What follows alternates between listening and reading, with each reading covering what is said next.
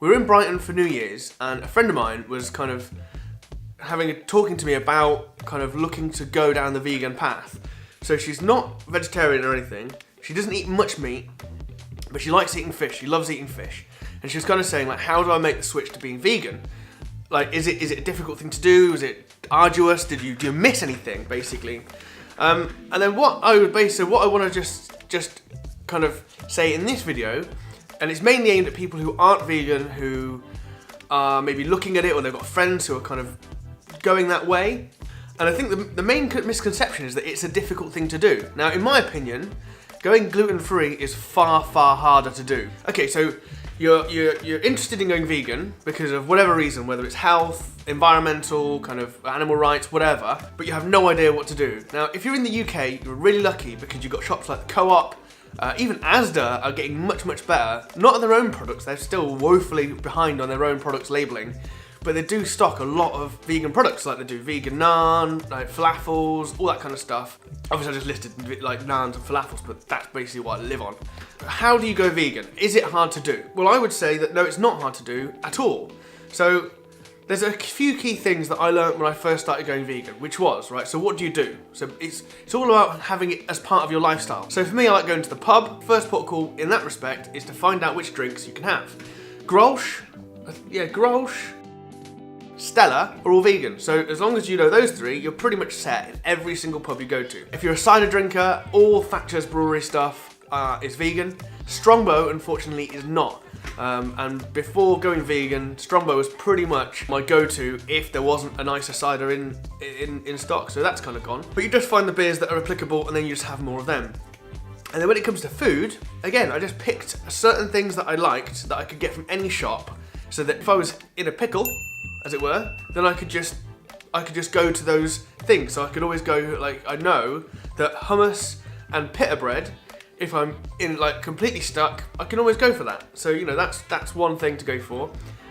Most potato waffles, a lot of beans, so it's worth checking. Again, I always recommend, if you're near a Co-op, at the beginning, stick to them because it makes it really, really easy, because all of the own brand stuff from Co-op is all labelled vegan or vegetarian or whatever on the packaging. It's absolutely fantastic. So huge 2 thumbs up to Co-op. Another thing I kind of come across is like, don't you get urges and temptations? And I said, well, everyone does get urges and temptations, but you just gotta think of like, just fill that urge and that temptation with something else that is vegan. So for example, jam donuts from Co-op are vegan.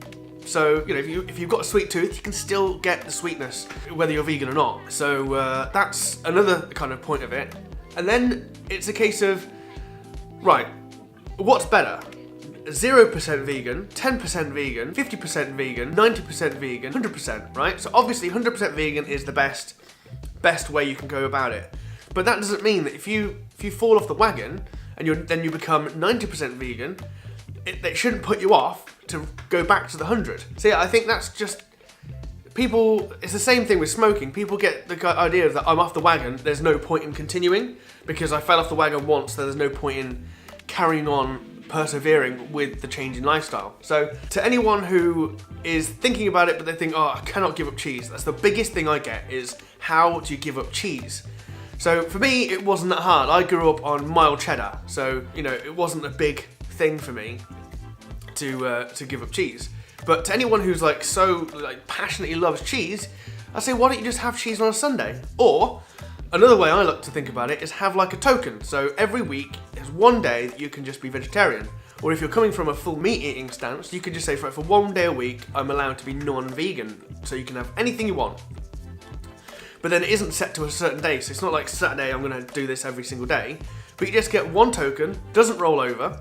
And then if you don't use it, great. If you do, it's there. And then you're still, well, it's not 90%. If you did that, it would be what, let me work that out. It would be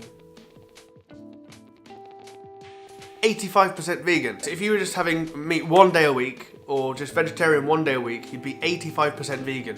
Now, I'm pretty sure everyone can agree that 85% vegan is a lot better than no percent vegan. But that's basically, I just wanted to give a little bit of an insight into my year, and hopefully it might help someone else. So if you've got any comments that you know, any questions you want to ask me about my first year as going from a full meat eater to to vegan, then do leave a comment down below. I'd be happy to answer any questions that you do have. Hopefully that just gives some of you hope that are also like me and not uber healthy, but do want to get there. So that's it for this video. Thanks for watching. If you liked it, do give a thumbs up, and I'll see you in the next one. Bye.